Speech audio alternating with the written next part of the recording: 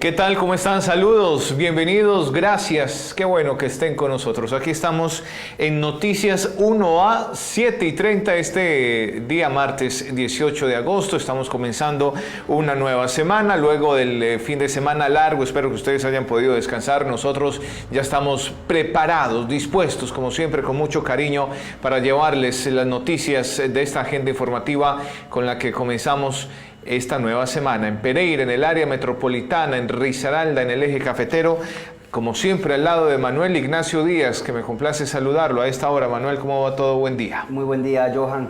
Así es, 18 de agosto, impresionante la manera, cómo se está ya acabando. Decía usted hace apenas un rato, estamos a 4 meses. A 4 meses ya de que se acabe este año.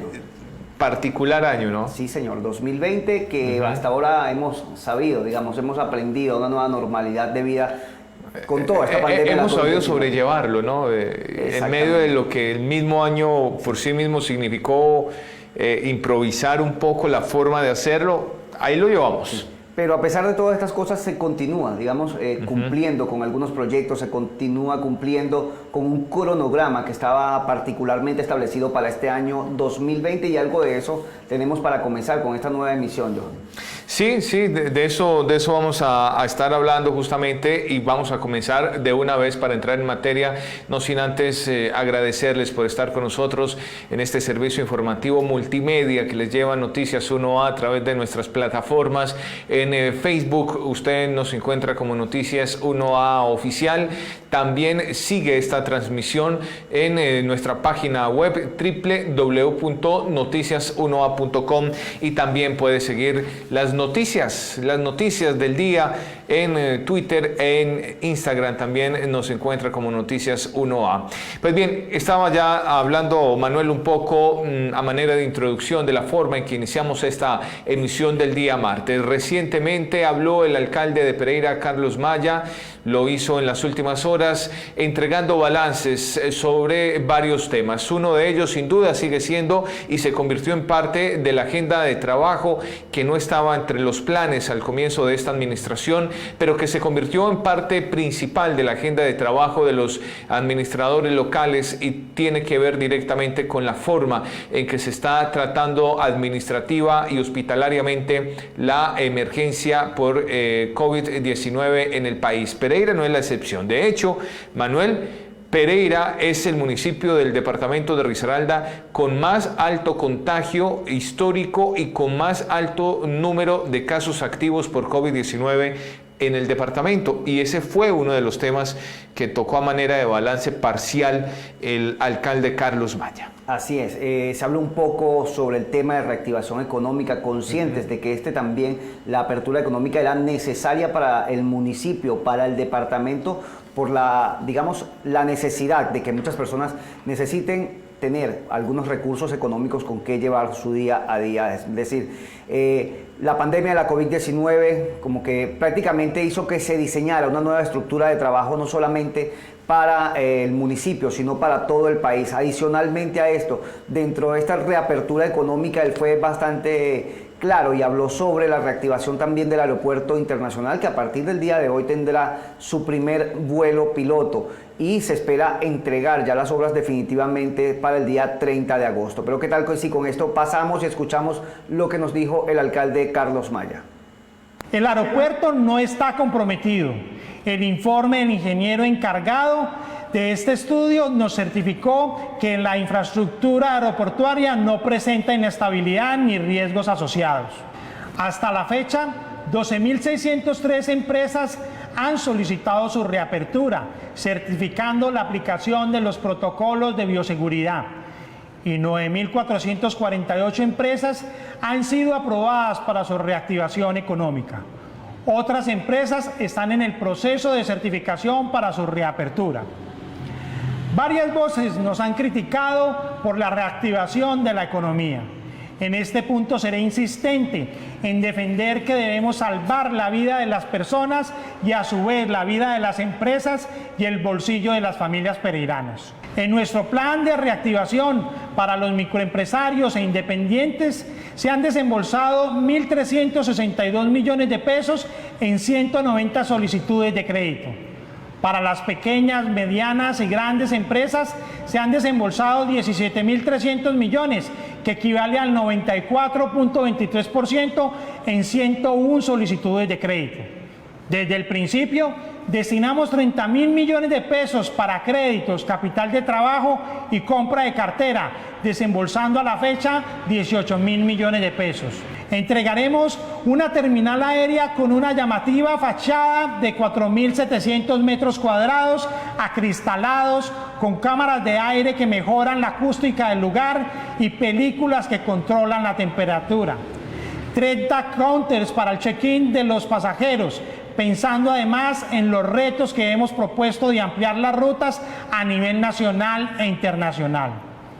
Uno de los grandes atractivos de este aeropuerto es su moderno concepto bioclimático, lo que permite una gran ventilación acompañado de grandes jardines verticales y horizontales y paneles solares, convirtiendo nuestra infraestructura en un espacio amigable con el medio ambiente. Muchos creen que es cerrando la vida de la ciudad como se puede eliminar el virus. Todos los ejemplos en el mundo nos han demostrado que no es así.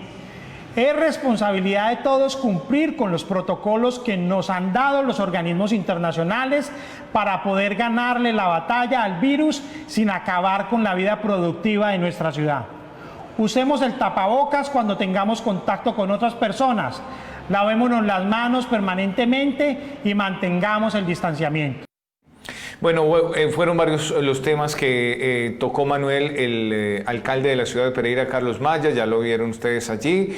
Habló de la importancia de mantener un cuidado y una protección para los pereiranos en la medida que dependa de la administración municipal, porque por supuesto esto siempre será más una tarea individual, pero también acompañó ese mensaje de autocuidado con el mensaje de reapertura económica. Dice el alcalde de la capital risaraldense que es supremamente importante activar el comercio en la ciudad. De hecho, habla de 12.600 empresas que han solicitado su reactivación y que se han ido reactivando en la medida en que han ido cumpliendo con los requisitos necesarios para su reapertura. Y sin duda, por supuesto, si estamos hablando de más de 12.000 empresas, eso significa reactivación económica para los pereiranos. Por supuesto. Y yo creo que en algo debemos ser muy claros también y con este tema de reactivación económica y de pronto darle esa parte de apoyo al mismo alcalde del municipio de Pereira.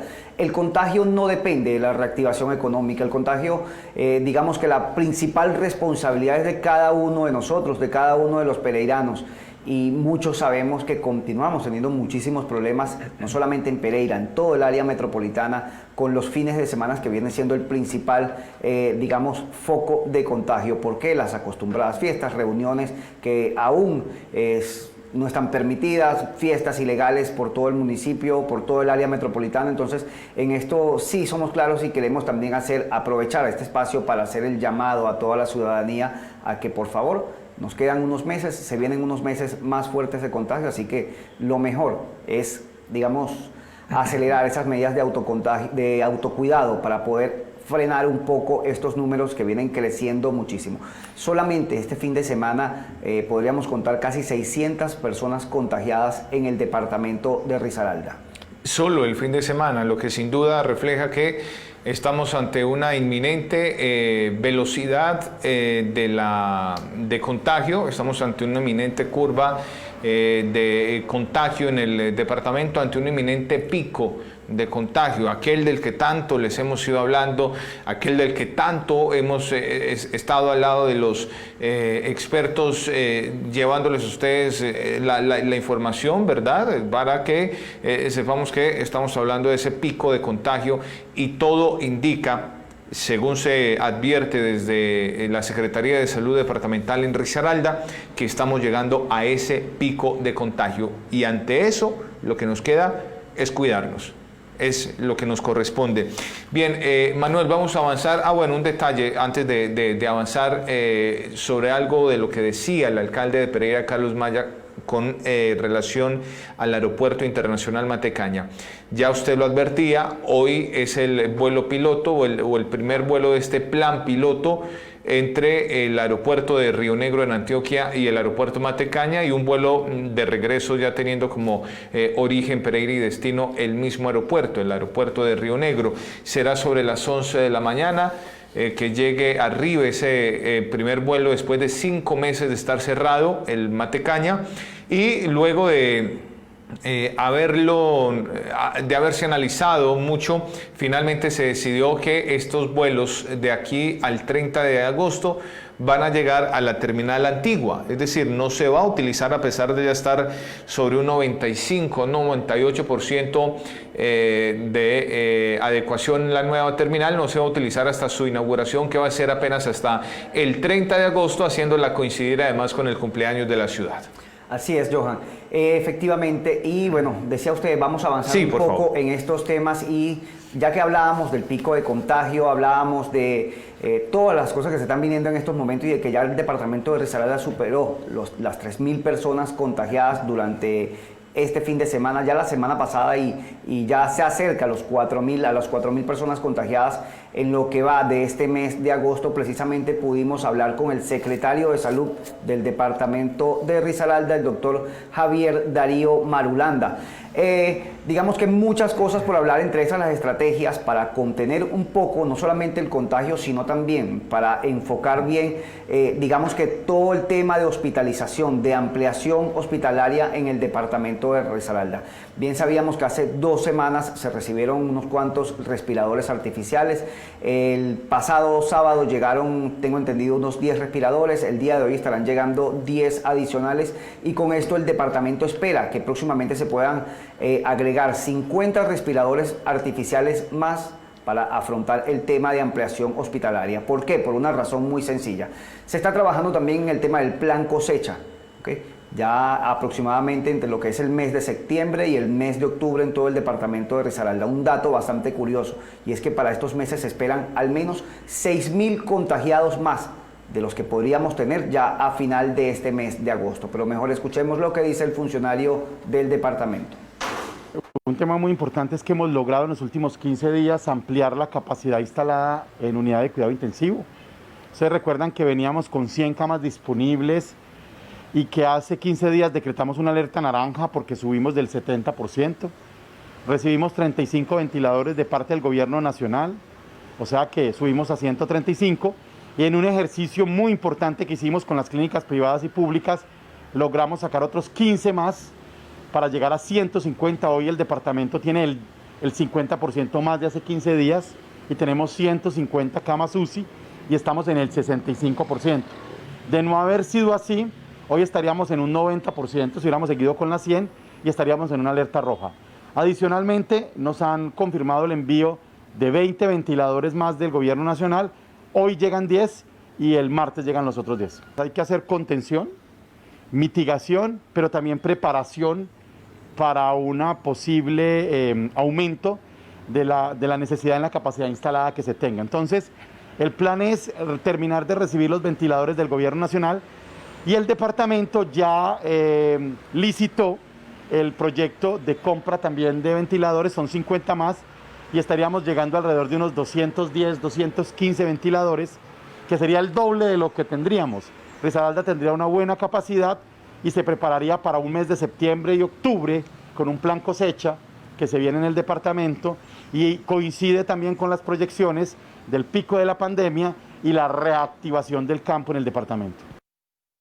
Mire, es muy importante lo que dice el secretario de Salud de Risaralda, Javier Darío Marulanda, sobre la capacidad hospitalaria que ha ido creciendo en el departamento. En medio de la situación por sí misma tan difícil, lo que ha traído consigo esta pandemia para el mundo entero, y Risaralda no escapa a eso, pues hay cosas muy importantes que rescatar, y es como la situación ha hecho que el departamento pueda rebustecer su capacidad hospitalaria. Antes de que todo esto pasara, había 100 camas UCI. El secretario de Salud habla de unas proyecciones a muy corto plazo, de un mes, mes y medio, ampliar hasta 210 las camas UCI en el departamento. Eso es una capacidad y una infraestructura hospitalaria que le va a quedar al departamento incluso cuando esto, y ojalá sea muy pronto, pase. Así que, bien lo decía Javier Darío, Marulanda, Manuel, si no hubiese sido por esa gestión, hay que reconocerlo, hubo allí una gestión y también una capacidad de respuesta desde el gobierno nacional, hoy estaríamos hablando de una ocupación de camas UCI altísima, lo que tendría Risaralda en verdaderos problemas. Sí, así es. Nombraba 3 puntos interesantes en todo este proceso de atención de la pandemia en el departamento. Una fase de contención, una de mitigación, pero además de ampliar la cobertura hospitalaria, y eso es lo que se requiere. Y eso es lo que se necesita. 20 camas adicionales que estarán completándose esta misma semana y otras 50 que, como mencionó el secretario de Salud del departamento, ya se licitó para obtener esas 50 camas adicionales, que creo que en esto fallaron un poco el conteo. Se tenían 150 camas, esta semana llegarán 20 adicionales, 50 más que se esperan lleguen entre los meses de septiembre y octubre. Estaríamos hablando de alrededor de 220 camas en UCI para el departamento de Risaralda y seguir, digamos que atendiendo este tema de la pandemia, que por cierto, se habla muchísimo de la fecha del pico de la pandemia. No con esto quiere decir que en el mes de noviembre vamos a estar bien, de que se fue el virus completamente y que no va a haber más contagios. No, de ninguna manera, son proyecciones. Sí, son proyecciones. Son proyecciones, simplemente. Había una cifra que me llamaba muchísimo la atención de lo que conversaba con el secretario de Salud la semana pasada, y me decía, sí, para el mes de septiembre-octubre, plan cosecha, esperamos 6.000 contagiados más. Eso quiere decir que las cifras en el departamento estarían aumentando cerca de 12.000 contagiados. Sí, si esas... Para seguir con el mismo término, si esas proyecciones se mantienen, tendremos fácilmente que hablar de 10.000, 12.000 contagiados en el mes de octubre, para que no nos vayamos a sorprender a la vuelta de un par de meses si eso ocurre. Ahora, si esas proyecciones fallan y fallan porque son menos los contagios, bienvenido sea, ¿no? Es lo que todos queremos, pero no deberíamos sorprendernos si en efecto eso es lo que ocurre y hablamos de más de 12.000 contagios en un par de meses. Pero de momento ya las cifras son lo suficientemente altas. Ahora, Manuel, a propósito de cifras, vamos a actualizar cifras en uno de los municipios sobre los que más ha recaído el número de contagios en Risaralda, y es Dos Quebradas. Después de lo ocurrido en Pereira, que también hay que hablar aquí de un hecho apenas lógico y tiene que ver con la densidad poblacional, a mayor número de habitantes, mayor posibilidades de contagio. Eso es lo que pasa en Pereira y también es lo que pasa en municipios como Dos Quebradas, donde ustedes están viendo en este momento las cifras de contagio. Actualicemos un poco esas cifras, por favor. Sí, el día de ayer se dieron 4 nuevas personas contagiadas en el municipio de Dos Quebradas. Una persona falleció el día de ayer, y hay que ser... ¿Por qué estamos hablando solamente de Dos Quebradas en este momento? Es que el día de ayer la Secretaría de Salud Departamental no entregó el reporte de cifras para COVID-19 en el departamento, y con esto tenemos solamente los datos que nos entregó. Lo que sí hizo Dos Quebradas. Lo que hizo el municipio de Dos Quebradas, con corte al 17 de agosto, tal como lo muestra el cuadro que estamos viendo en pantalla en este momento. 932 casos confirmados en total, es la cifra que nos muestra el municipio de Dos Quebradas. 250 casos recuperados y 669 casos de personas que continúan con el virus, es decir, que no se han recuperado de la enfermedad. Dos Quebradas tiene una cifra muy interesante, y es que de todas las pruebas que se han realizado, a pesar de estos 932 casos positivos, ya ha descartado 3.141 casos en todo el municipio. 143 pruebas todavía esperan que se entreguen los resultados de estas muestras que se tomaron, y con la persona que falleció el día de ayer ya son 13 las personas que han perdido la batalla contra el virus COVID-19. Están viendo ustedes el mapa del municipio de Dos Quebradas por comuna y el número de casos por cada una de ellas. Sigue siendo la comuna 2 la comuna con más contagios, está ya rayando el centenar de contagios. Seguramente en los reportes que se entreguen en las próximas horas se va a superar el centenar de casos solo en la comuna 2 de ese municipio, y un poco más abajo, pero también manteniendo esa tendencia al alza, se mantiene en la comuna 9 y la comuna 10, en la parte alta del municipio, con 72 y 69 casos respectivamente.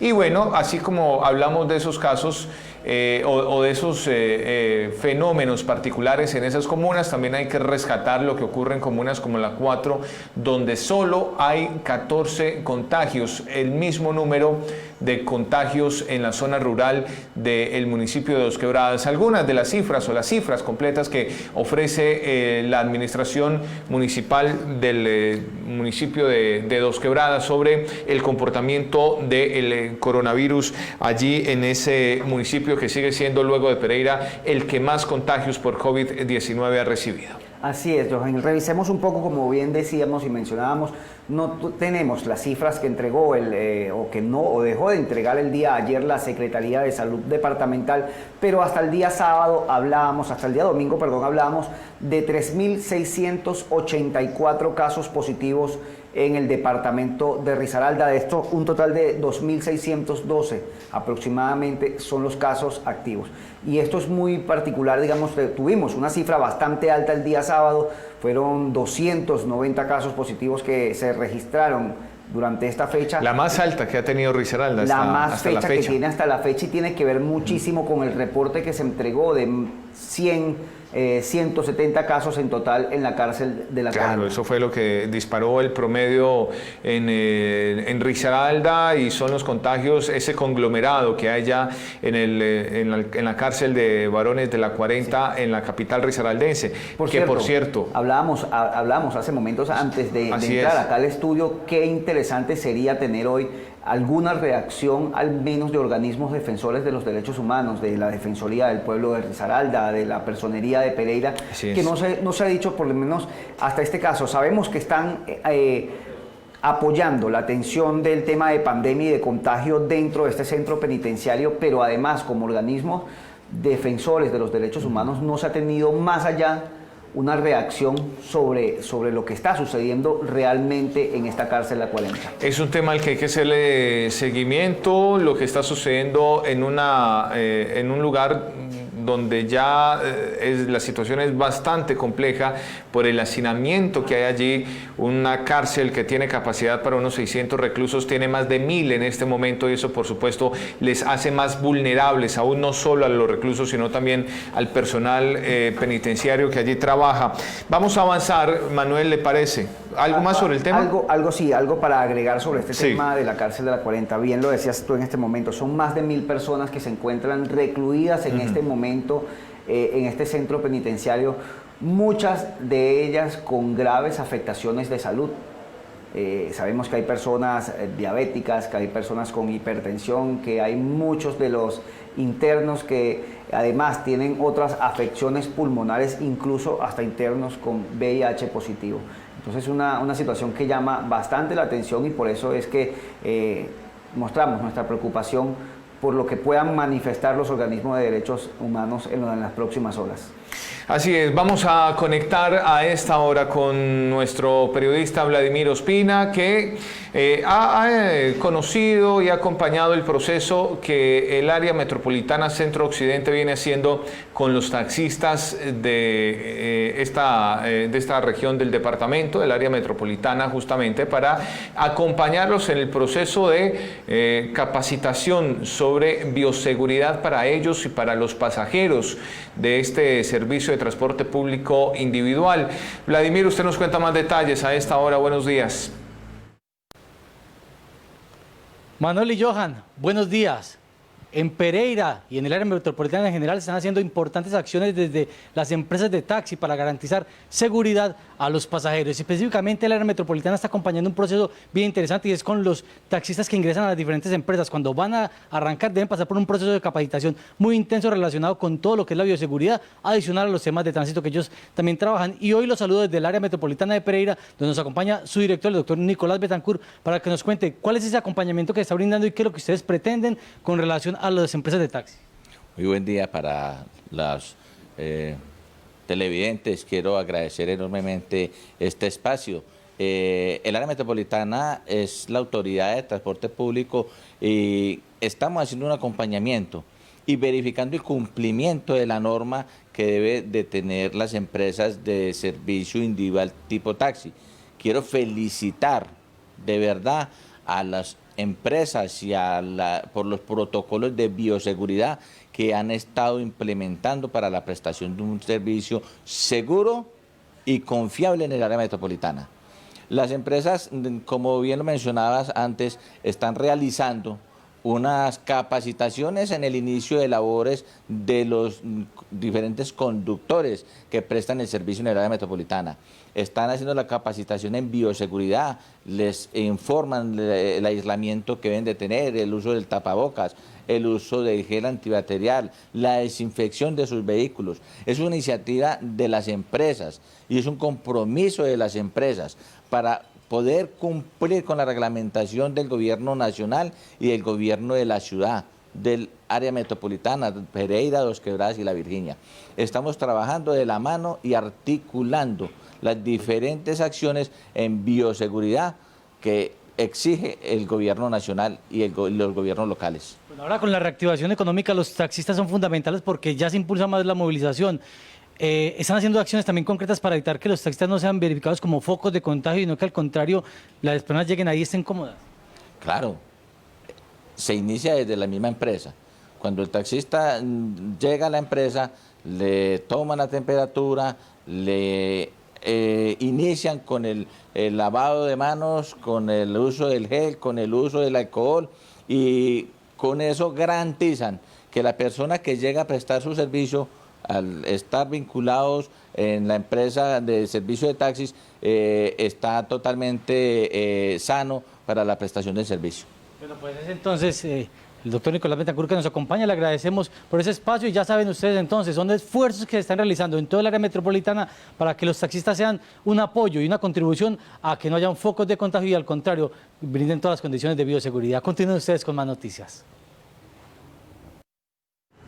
Muchísimas gracias, Vladimir Ospina, nuestro corresponsal, recorriendo las calles de Pereira, no solamente con las denuncias de los diferentes barrios y sectores, sino también trayéndonos también esta buena información sobre estos protocolos de bioseguridad que comenzarán a implementar los taxistas en los próximos días justamente para evitar, para mitigar un poco el contagio de COVID-19 en todo el área metropolitana. A propósito de todo este sector del que hablamos, del transporte público y que involucra a los taxistas, para el día de hoy estaba programado un paro que se había convocado durante todo el fin de semana. Bueno, hasta ahora el reporte que tenemos en las calles es de completa normalidad. Aparentemente no se llevó a cabo ningún paro y en estos momentos la ciudad goza de un tránsito normal en todas sus vías. Johan.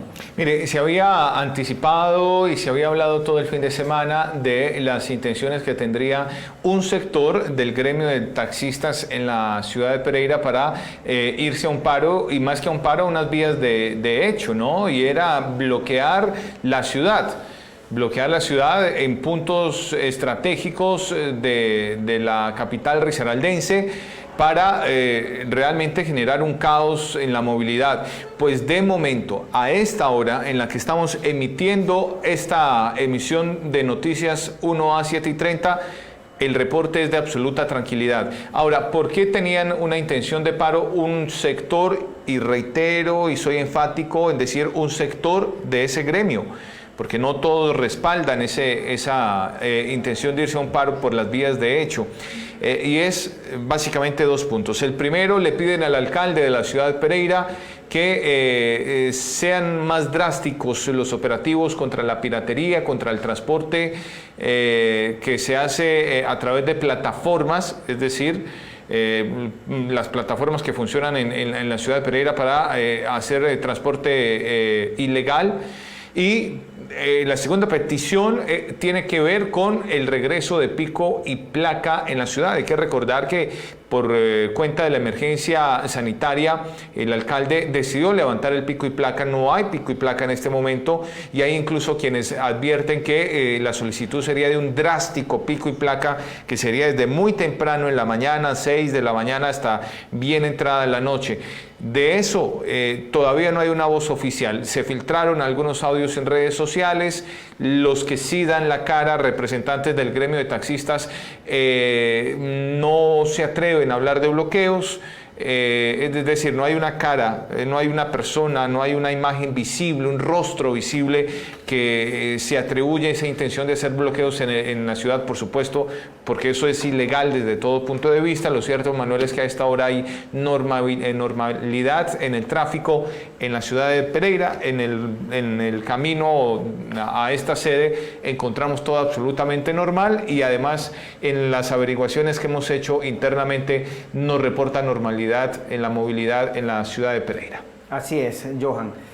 Bueno, vamos a pasar a otro tema, sí, porque también tenemos el tema deportivo como todos los días, toda la semana, nosotros también aprovechando este espacio informativo para llevarles también toda la información deportiva que tiene el departamento de Risaralda. Y es que la pasada semana hubo una reunión virtual con representantes del Ministerio del Deporte. Bien, ¿para qué? Para hablar justamente del tema de organización de los Juegos Nacionales y Paranacionales del Eje Cafetero que se van a estar realizando en el año 2023. ¿De qué se habló? Se habló de las necesidades que tiene el departamento, la región en total sobre el tema de infraestructura deportiva. Y bien, para esta semana se estaría realizando una visita a los diferentes escenarios deportivos de acá, del municipio de Pereira.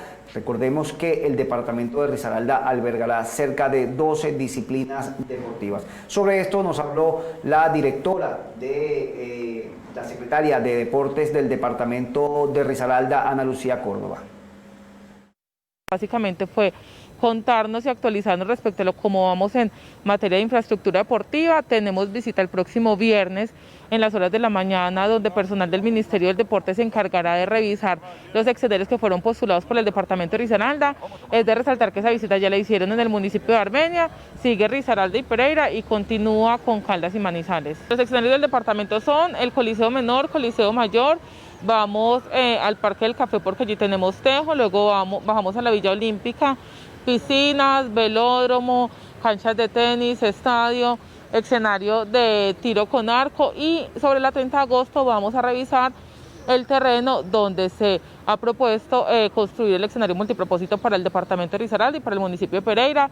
Es de resaltar que en esta visita van a estar ambas secretarías de infraestructura, Pereira y Risaralda, secretario de Deporte y Recreación de Pereira, Gustavo Rivera, por supuesto nosotros como Secretaría de Deporte, y nos van a acompañar nuestro mandatario departamental y municipal, porque tenemos que mandar un mensaje completamente claro, y es que seguimos trabajando de manera fraterna, unida, en pro del deporte del departamento de Risaralda y del municipio de Pereira. Nosotros actualmente nos encontramos en todo el proceso contractual para el diagnóstico. El diagnóstico es el que nos define la inversión total que se va a plantear en los diferentes escenarios deportivos, sean escenarios nuevos o escenarios pues que ya se encuentren construidos, y también ese mismo diagnóstico, que tiene un componente técnico, nos dirá las disciplinas que después de Juegos Nacionales deben albergarse en ese escenario multipropósito. Entonces básicamente ese diagnóstico que se está trabajando desde la Secretaría de Infraestructura del departamento de Risaralda, obviamente con el acompañamiento del municipio de Pereira, nos dará toda la información, no solo el diagnóstico técnico, económico, sino también los estudios y diseños que se requieren para los escenarios deportivos.